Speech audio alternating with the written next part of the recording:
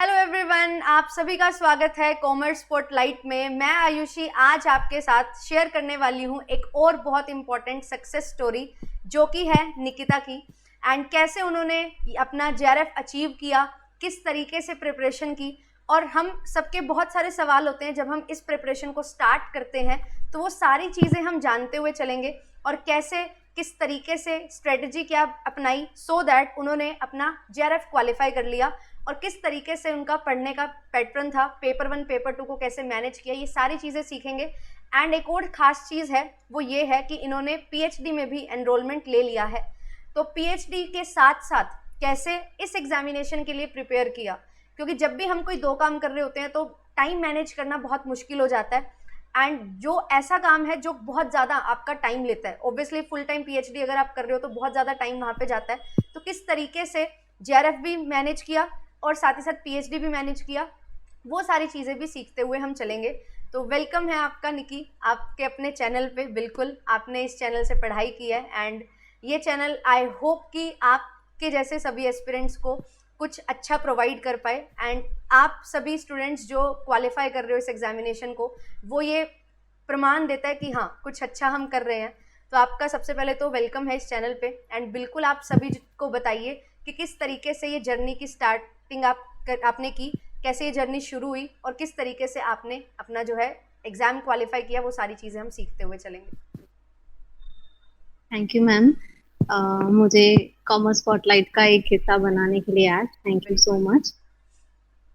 So ma'am, ये journey start last year मैंने prepare करना स्टार्ट किया था। जून एग्जाम लास्ट ईयर 2024 में मैंने फर्स्ट टाइम अपीयर किया था। बट मैंने अपीयर सिर्फ इसलिए किया था क्योंकि नेट के बारे में मुझे कुछ आइडिया नहीं था, क्योंकि मुझे पीएचडी में एनरोलमेंट चाहिए था। तो मैंने लास्ट टाइम रूल्स ऐसे आ गए थे कि आपको नेट एग्जाम क्लियर करना पड़ेगा। तो मैंने 3 मंथ्स में मैंने सोचा कि अब नेट है तो हो जाएगा। मुझे कुछ आइडिया नहीं था कि कैसा होता है क्या। तो मैंने सिर्फ 3 मंथ्स लाइक मार्च से मैंने प्रिपेयर करना स्टार्ट किया था इस एग्जाम के लिए। और फिर मैंने जब प्रिपेयर किया और जैसे जैसे मैंने सारी वीडियोस देखी, और मैम लकीली मैंने जैसे ही यूट्यूब पे सर्च किया था, सेकंड नंबर का, फर्स्ट नंबर पे तो ठीक है जो भी है, बट आप फर्स्ट होने चाहिए थे। मैंने लकीली आपका वीडियो देखा और थैंक गॉड मैंने आपका वीडियो देखा और हर चीज आपकी फॉलो की। तो उस वजह से मेरा पेपर 1 काफी 3 मंथ्स में काफी हद तक अच्छा प्रिपेयर हो गया। पेपर 1 ऑलमोस्ट 70% सिलेबस मैंने कवर कर लिया था उसमें, बट पेपर 2 में 20% सिलेबस से ज्यादा मैं नहीं कवर कर पाई थी। सो वो मेरे लिए एक नेगेटिव पॉइंट रहा था। सो जून में जब रीनेट हुआ तो सिर्फ मेरे 144 मार्क्स आए थे। मैंने पीएचडी नेट कुछ भी क्वालिफाई नहीं किया था। सो मेरे लिए बहुत बहुत ही डिप्रेसिंग मोमेंट था, बट फिर भी मैंने बोला कि ठीक है चलो ट्राई तो करेंगे, अब नेट कंपलसरी है। लेकिन लकीली लास्ट ईयर मेरी यूनिवर्सिटी में पीएचडी का एडमिशन उनके एंट्रेंस टेस्ट की वजह से हुआ था। पीएचडी एंट्रेंस टेस्ट हुआ था।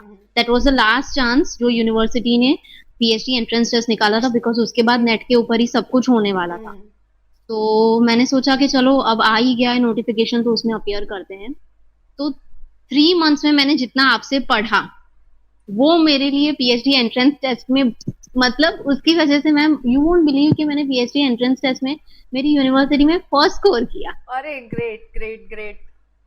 सिर्फ उसकी वजह से, क्योंकि ऑब्वियसली कि जब जून के बाद रीनेट हुआ था तो 2 महीने, ऑलमोस्ट 1.5 मंथ था, तो मैंने पेपर 2 पे ज्यादा फोकस किया।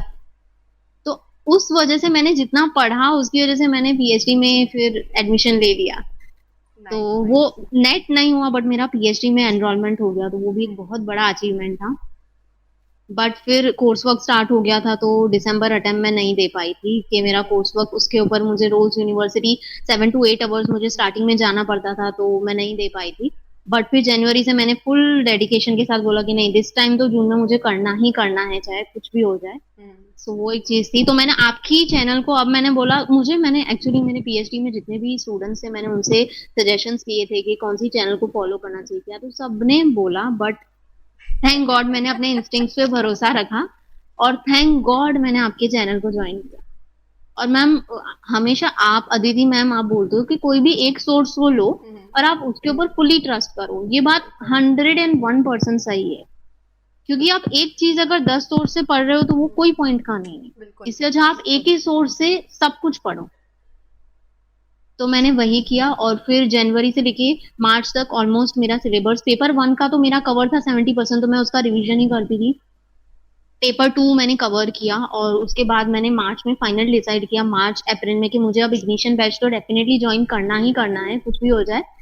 तो मैंने इग्निशन बैच ज्वाइन किया और यूट्यूब पे मैं आपके सारे जितने भी प्रयास बैच का जितना भी सब कुछ अवेलेबल था, वीडियोस अवेलेबल थी, मैं सब कुछ फॉलो करती थी। क्योंकि मेरे पास मटेरियल तो था, लेकिन हाँ। जो क्लैरिफिकेशन मुझे आपसे मिलता था, आपकी वीडियो से मिलता था, वो कोई मटेरियल नहीं मिलता। चलो ये बढ़िया और था मैम भाई। एक चीज जो बहुत चेंज लाई है कि 10 यूनिट्स होते हैं, बट 10 यूनिट में से 2 यूनिट ऐसे थे, इकोनॉमिक्स और स्टेट, जो मुझे समझ ही नहीं आते थे स्टार्टिंग से ग्रेजुएशन। लेकिन आपकी वजह से वो यूनिट्स सिर्फ पढ़ी नहीं हो, मुझे समझ में आने लगे हैं, अच्छे भी लगने लगे हैं। अरे ग्रेट। तो वो बहुत बड़ा चेंज था मैम आपकी वजह से। बहुत बढ़िया। तो मतलब आपने जो है कैसे प्रिपेयर किया, क्लासेस देखी एंड अपने नोट्स बनाए जी। और फिर जी पीवाईक्यूज और मैम। एमसीक्यूज। और मैम मैंने एक चीज बहुत स्टार्टिंग में ही कर ली थी, फरवरी से ही। आपने जो लास्ट ईयर जून सेशन में, आई थिंक जून के टाइम पे आपने मैराथन्स ली थी, हाँ हाँ। जो सारे यूनिट्स थी, तो मैंने पूरी मैराथन देख के मैराथन के नोट्स बनाए थे। अरे ग्रेट। आधी दुनिया क्योंकि पीडीएफ उसमें मांगती रह गई थी कि पीडीएफ दे दो, पीडीएफ दे दो, बट यहाँ पे देखो खुद नोट्स बना लिए उन क्लासेस से, उन मैराथन से। तो वो आपका 100% एसेट क्रिएट हो गया है कॉमर्स की लैंग्वेज में अगर बोलें तो जी फिर मैम, तो तो मैंने पॉज कर करके वो वीडियोस देख देख के आप पूरी नोट्स बनाई थी, क्योंकि वहां से इतना कुछ क्लैरिफिकेशन आपको और कुछ चाहिए ही नहीं। This is great. तो फिर कैसे मतलब आपने जो है सेकंड अटेम्प्ट में किया, ऑब्वियसली सेकंड थर्ड अटेम्प्ट में इस बार निकाला, तो पीवाईक्यूज से कैसे आपको लगा कि हाँ पीवाईक्यूज मुझे करने हैं और 10-12 साल के पीवाईक्यूज करने हैं, एंड वो कैसे हेल्प किया और कैसे उनको कवर किया? देखो क्वेश्चन प्रैक्टिस करने में ना बच्चों को बहुत प्रॉब्लम होती है, तो आपने किस तरीके से समझा कि जो कंसेप्ट है उसको कैसे अप्लाई किया जाए क्वेश्चंस में? मैम जब मैंने इग्निशन बैच ज्वाइन किया तो मैं जैसे ही वीडियोस देखती थी, तो स्टार्टिंग से ही मैं वीडियोस को कैसे करती थी, मैंने एक क्वेश्चन पढ़ा, वीडियो को पॉज करके मैं खुद उसको आंसर करने की कोशिश करती थी। ओके। आपकी वीडियोस चलती थी, मैंने उसको पॉज करके खुद से आंसर किया।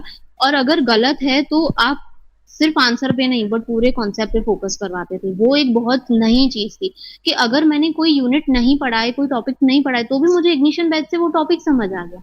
हम्म। वो बहुत बड़ा अचीवमेंट था, क्योंकि कुछ ऐसे टॉपिक्स थे जो मेरे पास मटेरियल में नहीं थे, मैराथन से मुझे मिल गए थे, बट इतने डेप्थ में जो इग्निशन बैच से मिले हैं शायद वहां पे नहीं मिल पाए। तो वो चीज मेरे लिए बहुत हेल्पफुल कर दी, कंसेप्चुअल क्लैरिटी के साथ एक एक एमसीक्यू के साथ 5 टॉपिक्स तो आराम से हो रहे थे। यही हमारा मेन टारगेट भी था, इग्निशन बैच को लॉन्च करने का मकसद यही था कि हम एप्लीकेशन पे फोकस कर सकें, कि कंसेप्ट पढ़ा है तो कैसे अप्लाई होगा और रिलेटेड एस्पेक्ट हम समझ सकें। तो डेफिनेटली जो है उसने बहुत हेल्प किया आपको। एंड यस, और अभी जो आपका जो रिजल्ट है वो बहुत अच्छा रहा है, तो मैं जानना चाहूँगी कि आप ही बताइए कि पेपर 1 में कितना स्कोर रहा, पेपर 2 में कितना स्कोर रहा, एंड एक एक यूनिट जिसने आपको परेशान किया उसको आपने कैसे कवर किया, एंड 1-2 यूनिट ऐसी होंगी जो बहुत अच्छी आती होंगी आपको, उनको आपने कैसे मैनेज किया, कि अपनी स्ट्रेंथ और वीकनेसेस पे कैसे काम किया, ये मैं जानना चाहूंगी। मैम पेपर 1 में मेरे 41 क्वेश्चन सही थे, 41 क्वेश्चन ओके। सही थे। नाइस। और पेपर 2 में 80 क्वेश्चन। अरे ग्रेट। 121 क्वेश्चंस। नाइस।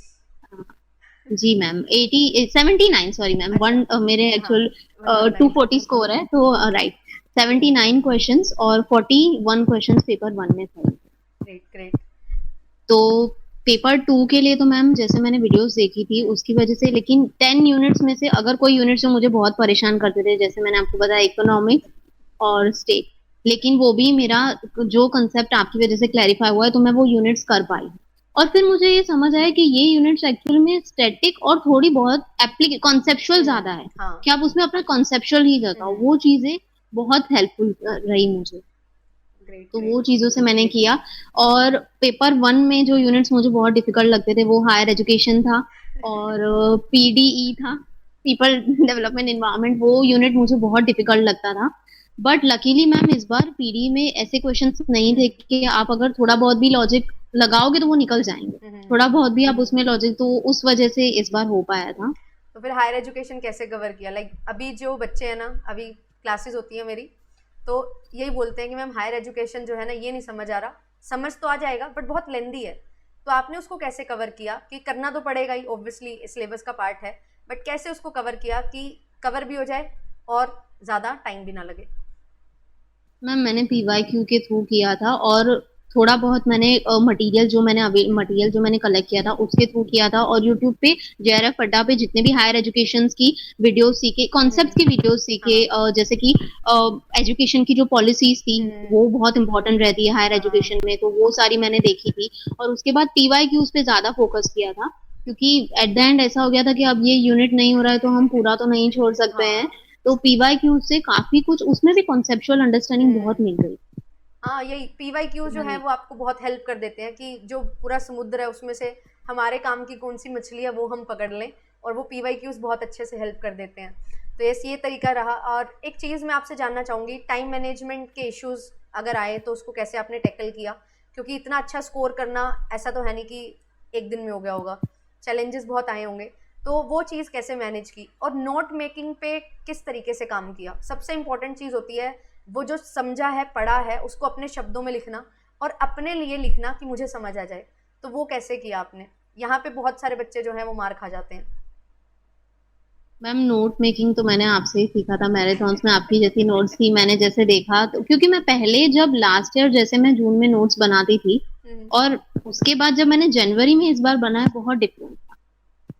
तो मैंने सोचा, और वो मुझे आपसे आपकी वीडियो से ही पता चला, मुझे ये कॉन्सेप्ट भी क्लियर नहीं था कि नोट्स कैसे बनाते हैं, बट मैंने मैराथन्स में जब आपकी नोट्स देखी तो मुझे समझ आया कि अच्छा नोट्स इस तरीके से भी प्रिपेयर कर सकते हैं कि हम एक बार फिर लास्ट में रिवीजन करेंगे तो वो अच्छे से हो जाए। हाँ। और टाइम मैनेजमेंट में तो मैम डेफिनेटली मेरे रोज 6 to 7 आवर्स तो मैं देती ही थी, बट लास्ट 1 मंथ में तो मैंने ऑलमोस्ट 8 to 9 आवर्स भी दिए हैं, क्योंकि मेरे पीवाईक्यूज पूरे कंप्लीट नहीं हुए थे। पेपर 2 में मेरे काफी कुछ इग्निशन बैच में बहुत सारी वीडियोस मेरी देखनी बाकी थी, और वो वीडियोस देख के भी मैम सिर्फ ऐसा नहीं कि मैंने एक बार देखी, मैंने उसका सेकंड दूसरी बार रिवीजन भी किया था खुद से पीडीएफ के फॉर्म में। हाँ, रिवीजन करना सो तो बहुत ज़रूरी है। कंसेप्ट तभी आपको एब्जॉर्ब कर पाओगे आप, एंड फिर आप अप्लाई कर पाओगे एग्जामिनेशन में। तो ये सारी चीज़ें ठीक है, टाइम आपने बताया इतना टाइम लगता है, और जो कि बहुत सारे बच्चे पूछते भी हैं। बट मॉक टेस्ट जब आप लगाते थे तो क्या स्ट्रेटजी थी आपकी कि मॉक टेस्ट किस तरीके से लगाएं? मैम मॉक टेस्ट भी, जैसे मैं हर क्वेश्चन का आंसर ही स्टार्ट इससे कर रही हूँ कि आप जैसे गाइड करते थे कि जो क्वेश्चन पे आप रुको, आपको नहीं आ रहा है उसको थोड़ा टाइम दो, ठीक है 10 to 15 सेकेंड्स, बट अगर आपको नहीं आ रहा है तो आगे चलो दूसरे क्वेश्चन पे फोकस करो। और अदिति मैम हर वीडियो में ये बोलती थी कि जब भी वो ऐसे एमसीक्यूज करवाते थे कि हो सकता है जब आप देखो आपका जो मॉक टेस्ट आता था आपको पहले के ही 30 क्वेश्चंस नहीं आते हैं। हाँ। नहीं आते हैं छोड़ दो, 70 क्वेश्चंस तो है ना आपके पास। तो वो मैं मॉक टेस्ट भी देती थी तो इसी माइंडसेट से देती थी कि मुझे नहीं आ रहा है बट मुझे ठीक है उसको सोचना है, थोड़ा टाइम देना है, बट अदरवाइज नहीं आ रहा है तो आगे उसको फिर स्किप करके आगे क्वेश्चंस जो आपको आ रहे हैं उसको सही करना। हाँ, तो ये चीज़ तो बिल्कुल सही है, जो आ रहा है उस पर फोकस करो, रादर जो नहीं आ रहा उस पर अपना टाइम वेस्ट करो, क्योंकि हर क्वेश्चन 2 नंबर का है। आप एक क्वेश्चन पे 10 मिनट लगा लो, या आप एक क्वेश्चन पे 1 मिनट लगा लो, अगर सही हुआ मिलेंगे तो 2 ही नंबर, बट अगर गलत हो गया तो 10 नंबर जो आपने खराब, 10 मिनट आपने जो खराब किए हैं वो पूरा पेपर जो है वो सफ़र करेगा फिर आपका। तो ये चीज़ बहुत अच्छी है और ये चीज़ पे फोकस भी करना चाहिए। और जो है ये सारी चीज़ें हमने देखी, नोट्स, टेस्ट सीरीज, टेस्ट का पूछ लिया, मॉक टेस्ट, पीवाईक्यूज पूछ लिए, बट एक चीज़ जो है वो है कि इस एग्जामिनेशन में लगातार 2-3 अटेम्प्ट देने के लिए जो मोटिवेशन है वो क्या थी? क्या चीज़ है जो आपको हमेशा रखती थी कि हमें आगे बस बढ़ते रहना है? What was that particular thing, और वो वाई क्या था आपका कि जिससे आप आगे बढ़ते जा रहे थे? मैम वाई तो हमेशा से कोई भी चीज हम करते हैं तो ये होता है कि आप अगर एक पूरे 100% को अचीव करना चाहते हो, लेकिन अगर वो नहीं हो रहा है बट 1% भी उसका मिल रहा है तो आप मोटिवेट होते हो कि नहीं हम कर सकते हैं। 1% भी मिलता है तो मेरा जेआरएफ, मेरा नेट नहीं हुआ था मैम, मैं पहले से ही सिर्फ नेट पे फोकस कर रही थी, जेआरएफ पे कभी, क्योंकि मुझे पता था ये बहुत डिफिकल्ट एग्जाम है, शायद मैं उतना प्रिपेयर नहीं कर पाऊंगी, तो मैं कभी जेआरएफ के लिए सोचती नहीं थी, मैं नेट पे ही 100% देती थी। तो जून में जब नहीं हुआ तो डीमोटिवेट हुई थी, लेकिन जब मैंने देखा कि उसका रिजल्ट पीएचडी के एंट्रेंस एग्जाम में मुझे देखने को मिला, और उसके बाद मैम सेट एग्जाम भी हुआ था, हाँ। जी सेट एग्जाम हुआ था, तो ओके। उसमें भी मेरा क्वालिफाई हो गया था फर्स्ट अरे अटेम्प्ट में। ग्रेट। तो वो भी सिर्फ इसकी वजह से, क्योंकि मैंने आपकी बैचेस फॉलो की, मैंने पढ़ा था, तो वो हुआ, तो वो दूसरा मोटिवेशन था। थर्ड मोटिवेशन, जब जनवरी में जब मैं अपने स्कॉलर्स के साथ, जो मेरे पहले स्कॉलर्स हैं उनके साथ मिलती थी, तो वो कहते थे कि हम नेट क्वालिफाई हैं, तो वो चीज होता था कि होना तो पड़ेगा, कुछ भी हो जाए करना तो पड़ेगा, ये कि डिफिकल्ट है, बट फिर वो मुझे बोलते थे कि इंडिया का टॉप मोस्ट डिफिकल्ट एग्जाम है, तो आपको करना तो चाहिए, डेफिनेटली करना चाहिए, आपके करियर के लिए काफी ज्यादा हेल्पफुल है हाँ, वो चीज। और आपने जेआरएफ कर लिया नेट की जगह, और बिल्कुल एआईआर लेके आए हो, बहुत अच्छा स्कोर किया है। एंड यस, तो आपकी जो मेहनत है वो ओब्वियसली रंग लेके आई है, आपका जो डेडिकेशन है वो बहुत ज़्यादा आपके लिए जो है माइलस्टोन्स आपने साथ साथ अचीव किए। तो ऐसे ही होता है, एक एग्जामिनेशन जो है ना, वो तैयारी जो है ना वो एक ही बार होती है, और वो तैयारी आपको बहुत सारे रिजल्ट देती है। पीएचडी एंट्रेंस क्लियर हो जाना, जी सेट क्लियर हो जाना, है ना, फिर नेट जेआरएफ क्लियर हो जाना, और बहुत अच्छे मार्क्स के साथ, और एक नॉलेज डोमेन जो बढ़ती है ना, वो एक नेक्स्ट लेवल ही होता है। तो आपको क्या लगता है कि विदाउट जेआरएफ 1.5 साल पहले वाली निकिता, और अब विद जेआरएफ 1.5 साल बहुत मेहनत करने के बाद, चीज़ें समझने के बाद वाली निकिता में कितना फ़र्क है? मैम फर्क तो बहुत, कॉन्सेप्चुअल क्लैरिटी 100%, इतनी कॉमर्स में शायद मेरी मास्टर्स तक भी नहीं थी, मैं फ्रैंकली बोलूँ तो मैम के नहीं थी इतनी कॉन्सेप्चुअल क्लैरिटी। और सेकेंडली मैम, पेशेंस बहुत ज्यादा आ गया हर चीज को लेकर। ये एग्जाम ने इतना, आपके एक बार नहीं हो रहा कोई चीज, दो बार नहीं हो रहा, तीन बार, तो इतना पेशेंस लेके आया ये चीज, जो शायद मुझे पीएचडी में हेल्पफुल रहेगी हाँ। आगे। शायद नहीं, डेफिनेटली मैम पीएचडी में वो चीज मेरी हेल्प करेगी, क्योंकि ये एग्जाम पेशेंस, बहुत कुछ पेशेंस, डेडिकेशन, डिसिप्लिन। मैम मैं कभी सुबह जल्दी उठ नहीं पाती थी, कि लाइक 9 बजे तक तो इट वाज लाइक कि मेरा उठना डिफिकल्ट होता था, लेकिन ये एग्जाम ने मुझे ऐसा डेडिकेशन दिया कि मैं उठ पा रही हूँ सुबह को 6 बजे भी, अरे, 7 बजे भी मैं उठ के बैठी हूँ बुक्स लेके, कि मुझे करना है, करना है ये क्लियर। ये चीज़ तो है, ये चीज़ तो मैंने अपने साथ भी देखी थी, मेरे साथ भी ऐसे ही होता था, मुझे उठने में जोर आता है बहुत ज़्यादा सुबह, बट जब एग्जामिनेशन है, जब नहीं हुआ फर्स्ट अटेम्प्ट में तो करना है, तो 6 बजे 5:30 बजे उठ के पढ़ाई कर रहे हैं, रात को लेट नाइट्स तक पढ़ाई कर रहे हैं। यही सेक्रीफाइसेस होते हैं जो आपको हेल्प करते हैं वो चीज़ें अचीव करने में जो आप अचीव करना चाहते हो। अब लास्ट में जो है मैं एक एडवाइस लेना चाहूँगी अपने लर्नर्स के लिए, क्योंकि हम चाहते हैं कि उनकी हेल्प यहाँ पे हो। तो अगर कोई बिगिन कर रहा है, क्या चीज़ उनको करनी चाहिए? शायद जो आप करते तो आपका जल्दी क्लियर हो जाता है एग्जामिनेशन, जल्दी चीज़ें सीख जाते, और जो रेपिटिव टाइम्स रिपीट कर रहे हैं बेसिकली, है ना, जो बार बार एग्जाम दे रहे हैं और वो लूप में फंस जाते हैं, नेट नहीं हो रहा या बार बार नेट होता जा रहा है, क्योंकि कट ऑफ भी हमारी इंक्रीजिंग ट्रेंड शो कर रही है पिछले 3-4 अटेम्प्ट से। तो उनके लिए क्या आपकी एडवाइस रहेगी, दोनों के लिए, बिगिनर्स एंड रिपीटर्स? मैम अगर कोई बिगिन कर रहा है, या इवन रिपीटेशन भी कोई कर रहा है, तो अगर कोई रिपीट कर रहा है, तो सबसे पहले तो हमारी क्या मिस्टेक्स हुई है, हमने क्या लाइफ टाइम स्किप कर दिया था, हमने क्या नहीं देखा था, वो चीज को समझना जरूरी है। जैसे मैंने सिलेबस कवर नहीं किया था, मैंने रिवीजन नहीं लगाया था, मैंने पीवाईक्यूज नहीं लगाए थे, तो मैंने वो सारी चीजों को ध्यान में रखा और इस बार वो किया। और अगर कोई बिगिन कर रहा है, तो सबसे, इवन रिपीटर भी है, तो सबसे पहले तो कोई भी एक सोर्स के ऊपर फुली ट्रस्ट कर, क्योंकि अगर हम क्या करेंगे, यहाँ से वहां सोर्सेस चेंज करते रहेंगे, तो हम कुछ भी नहीं कर हाँ। पाएंगे क्वालिफाई। एक सोर्स पे आप ट्रस्ट करो। और मैं तो पर्सनली, अब मुझे जितने भी लोग पूछेंगे, मैं तो कॉमर्स स्पॉटलाइट जेआरएफ हटा उसका ही नाम लूंगी मैम। तो उसके ऊपर ट्रस्ट करना बहुत जरूरी है, आप उसके ऊपर ट्रस्ट करो 100%। और डिसिप्लिन, कंसिस्टेंसी, वो चीजें ध्यान में रखेंगे तो डेफिनेटली नेट जेआरएफ होगा। तो बिल्कुल ये चीज़ जो है हर किसी को फॉलो करनी चाहिए, और एक सोर्स होना बहुत ज़्यादा ज़रूरी है, क्योंकि जितने ज़्यादा सोर्स होंगे उतना ज़्यादा कन्फ्यूजन होगा। तो कन्फ्यूजन से बचना है एक्सक्यूज़ मी, तो कन्फ्यूजन से बचना है और बढ़िया तरीके से जो है अपनी तैयारी करनी है। ये चीज़ बहुत अच्छी रही, एंड आई होप कि आप सभी को निकिता की स्टोरी से चीज़ें सीखने को मिली होंगी, जो उन्होंने गलती की या उन्होंने जो अच्छी चीज़ें की वो आप इम्प्लीमेंट करोगे, सो दैट आप अपनी स्ट्रेटजी खुद बनाते हो, और उसमें कुछ चीज़ें अगर आपको मिल जाती हैं आसपास से, तो वो आपको हेल्प करती है चीज़ें जल्दी और बेहतर तरीके से अचीव करने में। तो वो चीज़ें जो हैं इन पे हम फॉलो करते हुए चलेंगे, इन सब चीज़ों को। Thank you Nikita for sharing your insights, and yes, all the very best to you. अच्छे से पीएचडी करो, एंड बहुत जल्द हम डॉक्टर निकिता से मिलेंगे, एंड खूब तरक्की करिए आप, एंड हमेशा जो है एक चैनल के साथ जुड़े रहिएगा।